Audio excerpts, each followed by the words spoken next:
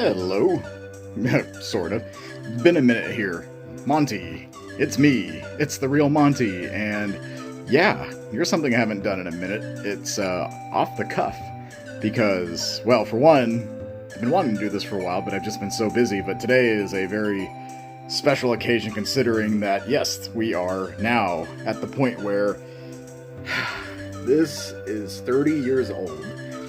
It's crazy to think that back in 1996, everyone got their first proper experience with the Nintendo 64 when it became a household item and was on the market.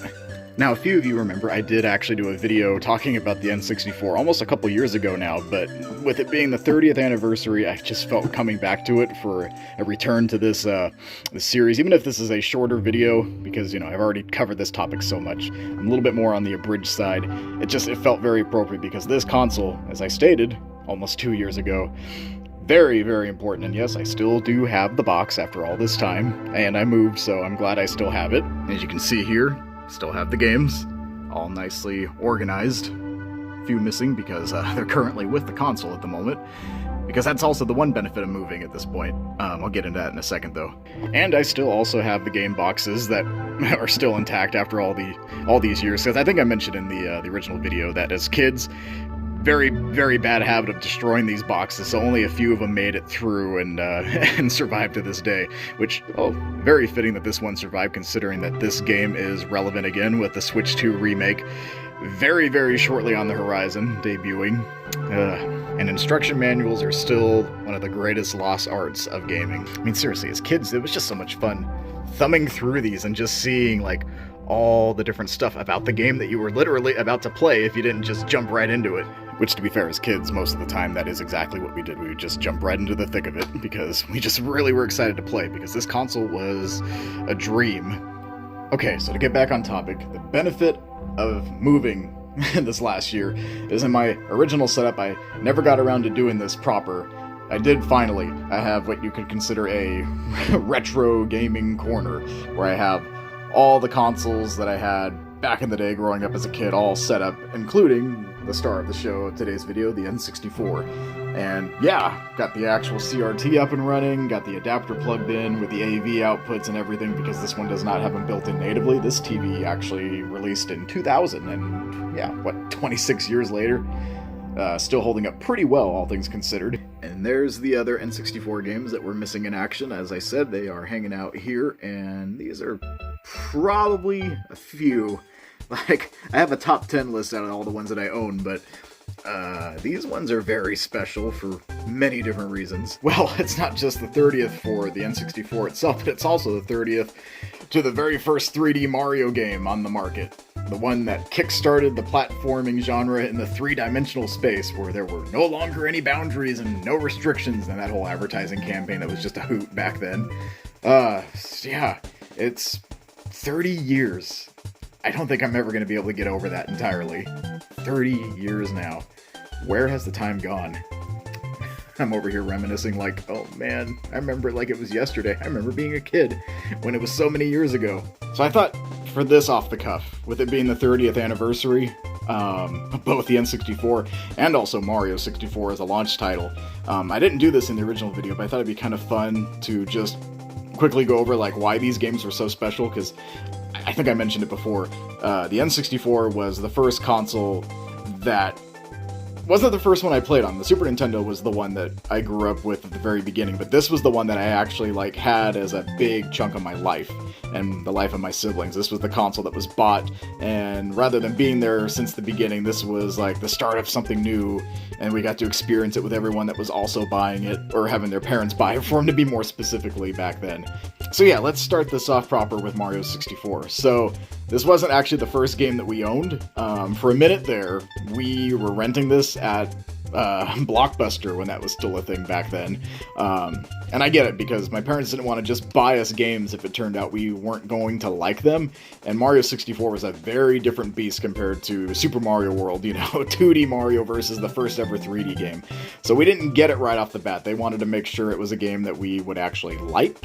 So we did the thing of renting games first and then buying them later, or getting them as Christmas gifts or birthday gifts later if it turned out they were games that we really liked. So the funny story is when we went to Blockbuster and tried to rent Mario 64, back then the boxes, like a generic Blockbuster box, and it had Mario 64 scribbled on it.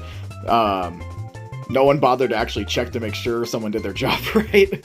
And so what happened was, even though the box said Mario 64, spent the $5, whatever, to rent it and brought it home, popped the thing open, it was not Mario 64, it was Turok. So I got introduced to Turok more so than this. I mean, like, I knew what this was. I played the demo kiosk that they would have at, like, Toys R Us as a kid, or the McDonald's play areas that used to have a bunch of games that you could try when you were there in the play area, the play places. So I knew I wanted Mario 64, but to actually, like, dig in, I had to wait, because Turok was what we got the first time around, and then after a few days of playing it and being like, no, you know, I had to take it back. Parents were like, alright, yeah, you're not liking this, let's actually make sure you get the real game this time. And that's when I was able to play Mario 64 proper. And yeah, it's just crazy to think that my first time trying to play this game on my Nintendo 64, I was playing Turok instead. And of course, we have my all-time favorite Zelda game, the Black Sheep, as a lot of people still refer to it even to this day. Despite how popular this game is, still considered the Black Sheep. And yeah, Majora's Mask, all-time favorite Zelda game. I love the transformation elements behind it, and just the 3-day time cycle. I know a lot of people didn't like it, but I liked it. And this was also a gift from a friend, because we used to play games together a lot growing up. We'd go over to his house and play his N64 games I didn't have, and vice versa. So somehow, some way, I don't remember the exact circumstances, this was a gift. So I was able to play Majora's Mask proper because of a friend of mine that had it, and then I wound up having it at that point. So extra special memories there, you know, back when you were kids and you would either share games or trade games, and that's how I got this one, and I'm glad I did, because like I said, all-time favorite Zelda game, despite playing several others since then. Star Fox 64. Still one of the most all-time replayable games ever. Like, everything about this game just feels great, from its pacing, its length, it just nails it to a T. So the fact that it's getting remade, even if it's not exactly the direction I would have gone, the fact that people get to experience this anew is a good thing, because this is, in a lot of ways, to me, gaming perfection. And I spent so much time on here getting some crazy high scores, and spent day after day just going through it and going through all the alternate paths. This is one of the ones I played the most, as you can tell by its wear.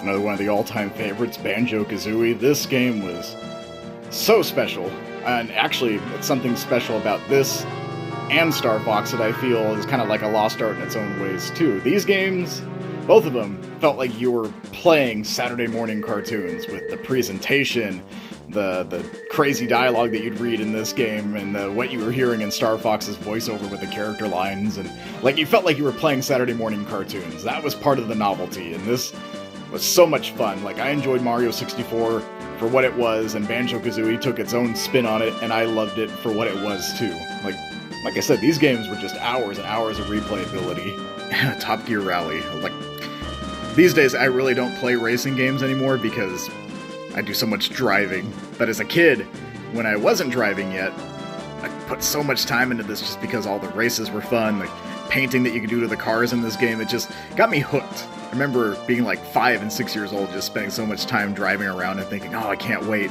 to actually drive a car for real. And yeah, now that I drive cars for real pretty much every day, all day, in a lot of instances, it's like, yeah, the novelty wore off real fast, but I still have a very soft spot for this one just because of how much time I put into it, and the soundtrack was just so good.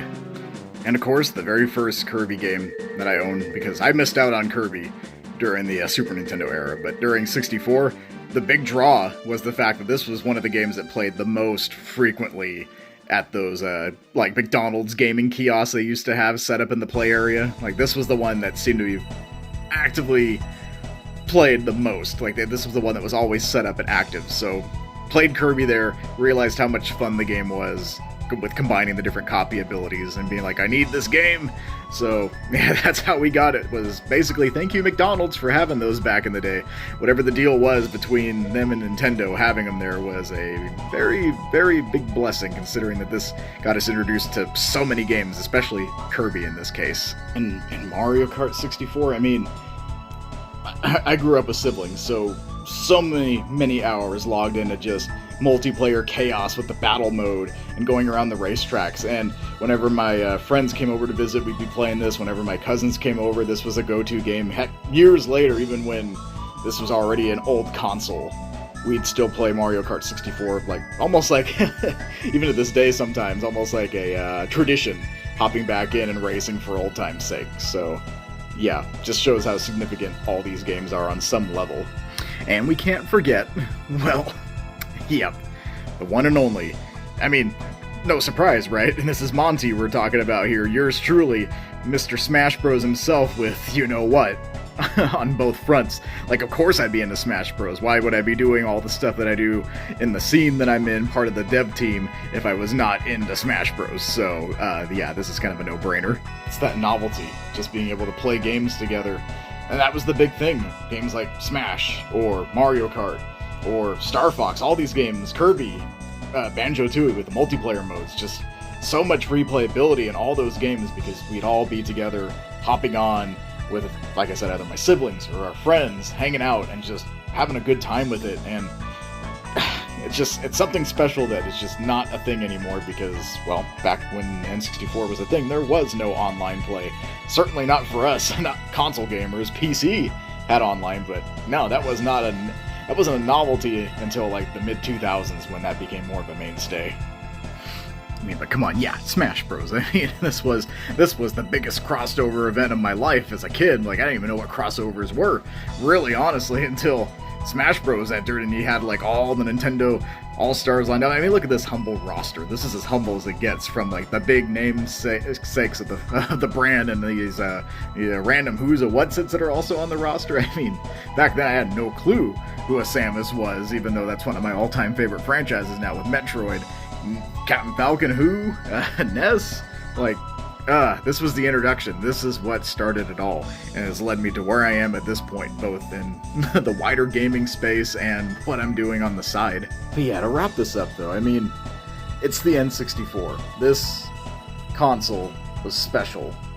Just growing up with it and having all the memories tied to all these different games that we played, to, well, basically being introduced to it proper with games like Mario 64. Like, crazy to think how much has happened in the last 30 years and how me being into video games even to this day still, it's mostly thanks to this. Like, Super Nintendo had a hand in it for sure, got me started, but N64 is what, like, really carried the weight until other consoles became a thing at that point. But for such a long time, it was the N64. So many games, the multiplayer, and everything. Like, I owe a lot to me being into games the way that I am now, thanks to this era, thanks to the N64, thanks to it being what it was. And even if it wasn't the most successful Nintendo console by any means, because as a kid, you don't care about stuff like that.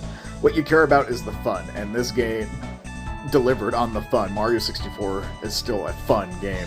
This console was a fun console. The multiplayer element, being able to play with 3 other people, whether it be your siblings or your friends, this was special. And I owe so much to the last 30 years. So, yeah, happy big 30th to both Mario 64, to the Nintendo 64, and to all the years since that has led to me being where I am now, making this video talking about how much I owe to this console and to how much it affected me as a gamer. So, thank you for checking out this latest Off the Cuff, maybe a return to form. I know I said it was abridged, but I probably rambled a bit longer than expected, so don't be surprised that this video is actually about as long as the original one.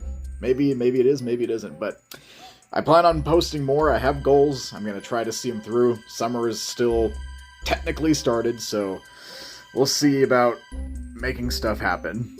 And thank you for being here. I'll still be here, playing these games that I enjoy so much after all these years. So I look forward to seeing you all again in the next one, and until the next one, farewell. Also, quick random side note, it's been 30 years, and 30 years later, this controller still feels as alien as it did back then. You stop using this thing, and you just don't remember how to hold this. It never felt correct. This thing is still made for aliens, no matter how you slice it. Human hands, it was not meant to be